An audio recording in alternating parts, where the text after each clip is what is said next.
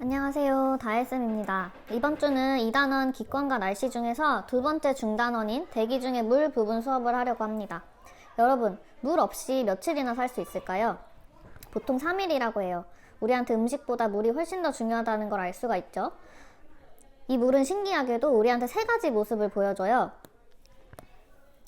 여기 작은 동그라미는 물 분자 하나하나를 나타내는 거고요. 물이 고체 상태일 때 우리는 얼음이라고 합니다. 얼음일 때는 이렇게 물 분자들이 규칙적으로 배열해 있어요.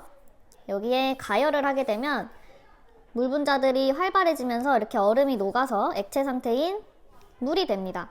여기서 온도를 점점 더 높이면 이제 온도가 점점 올라가고 있죠. 여기 오른쪽에 그래프를 보면 온도를 점점 높이다 보면 이 액체 상태였던 물 분자들이 이제 엄청 활발해지면서 이제 너무 빨라가지고 우리 눈에 보이지 않을 정도가 된 기체 상태의 수증기가 돼서 날아갑니다. 여기 수증기가 돼서 날아가는 게 보이죠? 이렇게 얼음, 물, 수증기는 상태만 다를 뿐이지 물 분자로 이루어져 있다는 거를 꼭 기억을 하셔야 되고요. 우리는 이 중에서 대기 중의 물이라고 할 수 있는 수증기에 대해서 앞으로 자세하게 알아볼 거예요. 교과서 64쪽에 실험해보기 활동을 볼게요. 둥근 바닥 플라스크에 따뜻한 물을 조금 넣고 고무마개로 이렇게 입구를 막으면 플라스크가 뿌얘져요. 여기 이렇게 살짝 뿌얘진 모습 보이죠? 여러분, 이 뿌옇게 보이는 것이 수증기일까요? 아닙니다. 수증기는 우리 눈에 보이지 않아요. 이렇게 뿌옇게 보인다고 하면 이거는 작은 물방울들이 맺혔다는 뜻이에요. 여기에 헤어드라이어로 열을 가해주면 지금 약간 뿌옇던 플라스크 내부가 다시 투명해집니다. 왜 그럴지 한번 생각을 해보시고요. 이제 투명해진 플라스크를 다시 찬물에다 넣어서 식혀볼게요. 지금 투명한 상태입니다. 투명한 상태의 플라스크를 찬물에 넣었다가 확인을 해보면 다시 이렇게 플라스크 내부가 뿌옇게 된 것을 볼 수가 있어요. 이 현상을 한번 정리를 해볼게요. 실험해보기 활동의 첫 번째 문제를 보시면 됩니다. 플라스크를 헤어드라이어로 가열했을 때와 찬물로 식혔을 때 플라스크 내부에서는 어떤 변화가 나타나며 플라스크 내부의 수증기량은 어떻게 변화했는지 물어보고 있어요. 먼저 플라스크를 가열했을 때 뿌옇던 플라스크 내부가 점점 맑아졌습니다. 투명해졌어요. 그 이유는 헤어드라이어로 플라스크를 가열하면 온도가 높아져서 플라스크 내부를 뿌옇게 만들던 이 작은 물방울들이 증발을 하게 돼요. 증발해서 수증기가 되었기 때문에 이제 더 이상 우리 눈에 보이지 않게 되는 거죠. 이 물방울들이 그냥 사라진 게 아닙니다. 수증기로 증발해서 우리 눈에 안 보이는 것 뿐이에요. 그래서 이렇게 플라스크를 가열해서 온도가 높아졌을 때는 플라스크 내부의 수증기량이 증가한다고 볼 수가 있죠. 증발해서 다 수증기가 되었기 때문에 수증기량이 증가했다는 것을 알 수가 있습니다. 그 다음에 플라스크를 식혔을 때는 플라스크 내부가 다시 뿌옇게 흐려졌어요.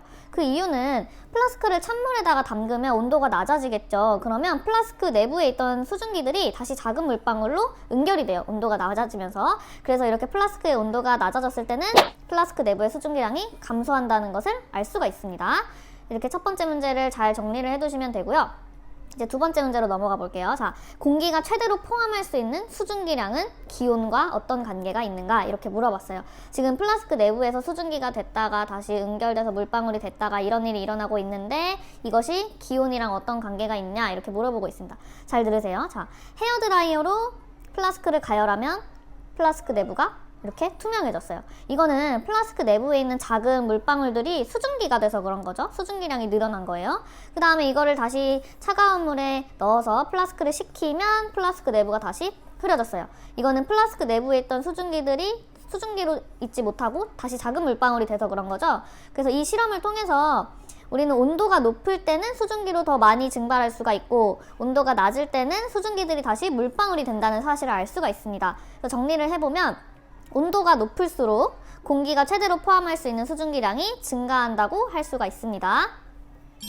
그러면 우리 방금 한 실험 내용과 관련해서 우리가 반드시 기억해야 될 4가지 단어를 한번 정리를 해볼게요. 교과서는 65쪽입니다. 선생님이 이렇게 초성으로 써놓은 단어들이 교과서에 굵은 글씨로 써있어요. 한번 찾아보세요. 그러면 첫 번째 단어부터 보겠습니다. 첫 번째 단어는 바로 포화상태예요. 여러분, 공부하다가 외울 게 너무 많은데 거기서 또 더 외우라고 하면 내 머리 포화 상태야 라고 말한 적이 있을 거예요. 그럼 이게 무슨 소리예요? 내 머릿속에 이미 꽉 차서 더 이상 외울 수 없어 라는 뜻이죠. 마찬가지입니다. 이 공기가 포화 상태라고 하면 공기가 수증기를 최대로 포함하고 있는 상태를 말해요. 최대로. 그다음 두 번째 단어는요.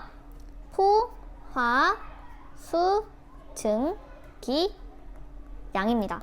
이 포화수증기량은요. 포화 상태의 공기를 수치로 나타내는 건데요. 기준이 있어요. 바로 포화 상태의 공기 1kg이라는 기준이 있습니다. 그래서 이 공기 1kg에 들어있는 수증기의 양을 g으로 나타낸 것을 우리가 포화수증기량이라고 해요. 우리가 공기의 양을 정해놓지 않으면 당연히 공기가 많을수록 수증기량도 많아지겠죠. 그러니까 1kg을 공기량의 기준으로 정하고 거기에 들어있는 최대 수증기의 양을 g으로 나타낸 것이 바로 포화수증기량이 되겠습니다. 여러분 이거 듣기만 하면 안 되고 교과서에 같이 표시하면서 들어야 돼요. 그 다음에 세 번째 단어는 응결입니다. 응결은 대기 중의 수증기가 물방울로 변하는 현상이고요. 그러면 여러분 응결의 반대 현상은 우리가 뭐라고 할까요? 앞에서도 여러 번 나왔던 단어인데 그쵸? 증발입니다. 물방울이 수증기가 되는 현상, 이것이 증발이고요. 응결의 반대말이 되겠습니다. 그 다음에 마지막 단어는요. 바로 이슬점이에요. 이슬점. 과학에서 무슨 점이라고 하면 온도를 나타내는 경우가 많아요. 우리 끓는 점, 녹는 점, 어는 점 이런 거 다 온도를 나타내는 거였죠? 이슬점도 마찬가지입니다. 온도가 내려가면서 수증기가 물방울로 응결하기 시작하는 온도를 우리가 이슬점이라고 합니다. 얘들아, 이제부터 진짜 중요한 걸 할 거예요. 완전 초집중해야 됩니다. 교과서 65쪽에 중앙에 그래프 하나 보이죠? 지금부터 그 그래프에 대해서 설명을 할 거예요. 이 그래프의 이름은 기온에 따른 포화수증기량 곡선이에요. 가로축은 기온이고 그 다음에 세로축은 수증기량이 써있죠. 수증기량은 지금 단위를 보면 그램 퍼 킬로그램이라고 써있는데 우리 아까 포화수증기량 할 때 공기의 기준이 필요하다고 했죠. 공기량의 기준은 1kg이었어요. 그래서 이거는 지금 공기 1kg 중에서 수증기량이 몇 그램 들어있는지 나타내는 단위입니다. 그래서 지금부터 그래프를 한번 볼게요. 지금 통통 튀어온 빨간 동그라미는 기온이 0도일 때의 포화수증기량을 나타내고 있어요. 보면 공기 1kg에 수증기가 최대 3.8g까지만 포함할 수 있다는 뜻입니다. 그 다음에 10도에서의 포화수증기량은 7.6g per kg이고요. 그 다음에 20도에서 포화수증기량은 14.7g per kg입니다. 그 다음에 마지막으로 30도에서 포화수증기량은 27.1g per kg인데 한 번만 더 해석을 해보면 포화 상태의 공기 1kg에 수증기량이 지금 27.1g이 들어있다는 뜻이에요. 이 점들을 이으면 이렇게 기온이 높을수록 포화수증기량이 증가하는 곡선이 만들어져요. 거기 교과서에 보면 오른쪽에 있는 학생이 말하고 있죠. 포화수증기량은 기온이 높을수록 증가하네 라고 말하고 있어요. 여기에 밑줄을 그어주시고요. 이 관계를 꼭 기억을 해주셔야 됩니다. 여러분, 이게 끝이 아니에요. 지금부터 색깔 볼펜을 들고 필기할 준비를 하세요. 지금부터 이 포화수증기량 곡선을 해석하는 방법을 알려줄 거예요. 봅시다. 선생님이 기온이 30도이고 그리고 공기 1kg에 수증기량은 14.7g을 가지고 있는 공기를 하나 가지고 있어요. 이 공기를 A라고 하고 그래프에 표시를 해볼게요. 선생님이 지금 파란 색깔 펜으로 필기를 하겠습니다. 기온이 30도이고 수증기량이 14.7g이라고 했으니까 이쯤 되겠네요. 14.7g. 그러면 수증기량이 14.7g인 부분이랑 그 다음에 기온이 30도인 부분이 만나는 이 지점에다가 A라고 쓰고 A 공기를 표시를 해보겠습니다. 그럼 지금부터 이 A 공기에 대해서 하나씩 살펴볼게요. 첫 번째, A 공기의 현재 수증기량은 얼마일까요? 선생님이 지금 계속 얘기했죠. A 공기는 지금 기온은 30도인데 공기 1kg에 14.7g의 수증기를 가지고 있다라고 했으니까 지금 A 공기가 갖고 있는 현재의 수증기량은 14.7g이 되겠죠? 그럼 A 공기의 포화 수증기량은 몇일까요? 포화 수증기량을 물어보면요. 이 현재 수증기량은 상관없이 지금 이 공기가 몇 도인지를 보면 돼요. A 공기는 지금 30도이고 30도일 때 포화 수증기량을 보면 27.1g per kg이라고 나와 있어요. 그래서 적어보겠습니다. 두 번째로 A 공기의 포화 수증기량은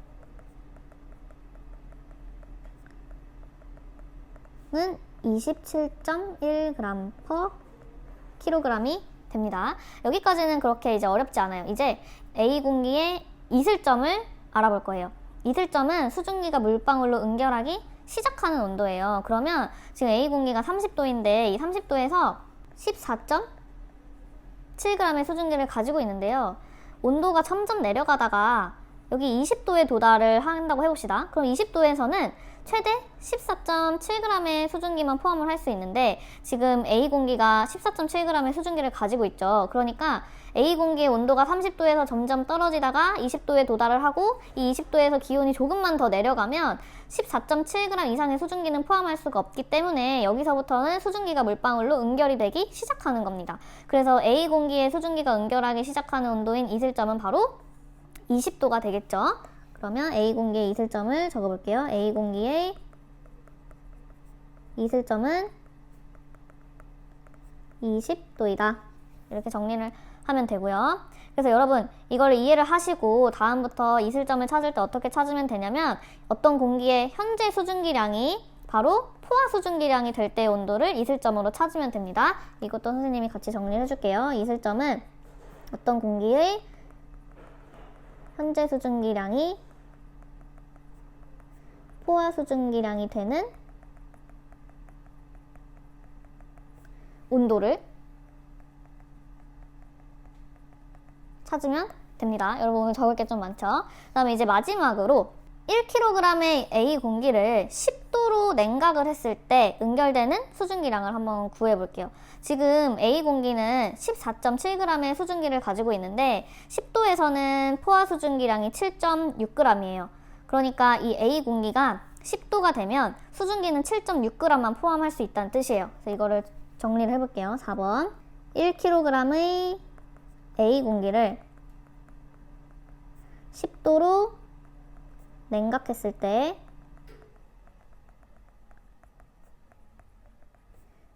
응결되는 수증기량, 우리가 이거를 간단하게 응결량이라고도 합니다. 응결되는 수증기량은 지금 A 공기는 14.7g의 수증기를 가지고 있는데 10도에서는 최대 7.6g의 수증기까지만 가질 수 있으니까 14.7g에서 7.6g을 빼면 7.1g이 바로 물방울로 응결이 되겠죠. 이렇게 응결되는 수증기량을 구하는 겁니다. 여러분 이해가 잘 됐기를 바라는데 혹시 아직 어려운 친구들은 등교하거나 줌에서 과학선생님한테 꼭 질문하세요. 어려운 게 당연합니다. 그러면 마지막으로 오늘 우리가 배운 4가지 개념 중에서 응결 현상을 주변에서 한번 찾아볼게요. 차가운 음료수 캔을 냉장고에서 꺼내면 이렇게 물방울이 맺히죠. 이거 실수로 종이 위에 올려놓으면 종이가 다 젖어서 난감했던 적이 있어요. 앞으로 이런 음료수 캔을 보면 내 눈에 보이지 않는 수증기가 차가운 음료수 캔 표면에 닿아 응결해서 물방울이 되고 말았구나 라고 생각하면 됩니다. 그 다음에 이렇게 물방울이 맺힌 식물을 보면 내 눈에 보이지 않는 수증기가 차가운 이 표면에 닿아 응결해서 물방울이 되고 말았구나 라고 생각하면 되고요. 마지막으로 안개를 보면 내 눈에 보이지 않는 수증기가 기온이 낮은 새벽에 응결해서 안개가 되고 말았구나 라고 생각을 하면 됩니다. 오늘 배운 내용 중에서 특히 포화 수증기량 곡선은 꼭 스스로 혼자 복습을 하시고 다음 영상에서 만나요.